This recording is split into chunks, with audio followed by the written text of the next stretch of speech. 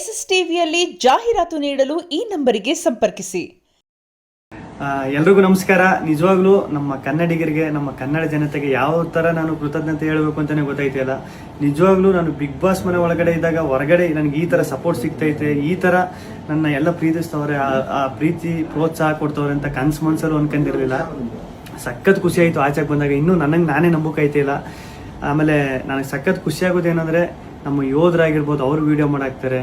ಆಮೇಲೆ ನಮ್ಮ ಕನ್ನಡ ಜನತೆ ಅಲ್ಲದೆ ಬೇರೆ ರಾಜ್ಯದವರು, ಆಂಧ್ರ, ತಮಿಳುನಾಡು, ಬೇರೆ ದೇಶದಲ್ಲಿರೋರು, ಆಮೇಲೆ ನಮ್ಮ ರೈತರು ಈ ಸಂಕ್ರಾಂತಿ ಹಬ್ಬದಲ್ಲೆಲ್ಲ ಕಿಚ್ಚೊಡಿಬೇಕಾದ್ರೆ ಹಸುಗಳ ಮೇಲೆಲ್ಲ ಚಿತ್ರ ಬಿಡಿಸ್ಕೊಂಡು ಫೋಟೋ ಹಾಕೊಂಡೆಲ್ಲ ಸಕ್ಕ ಸಪೋರ್ಟ್ ಮಾಡಿದ್ರು.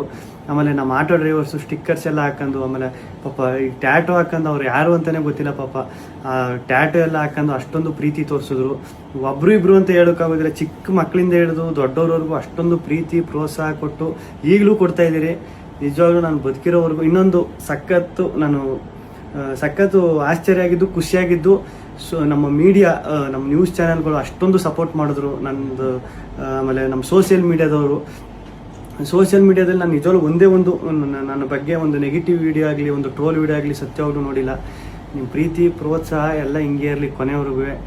ಹಿಂಗೆ ಐತೆ. ನಾನು ಈ ಪ್ರೀತಿ ಪ್ರೋತ್ಸಾಹನ ಕೊನೆವರೆಗೂ ಉಳಿಸ್ಕೊತೀನಿ. ಧನ್ಯವಾದಗಳು. ಎಸ್ಎಸ್ ಟಿವಿ, ಸಿನಿಮಾ ಜಗತ್ತಿನ ಕ್ಷಣ ಕ್ಷಣದ ಸುದ್ದಿಯೊಂದಿಗೆ.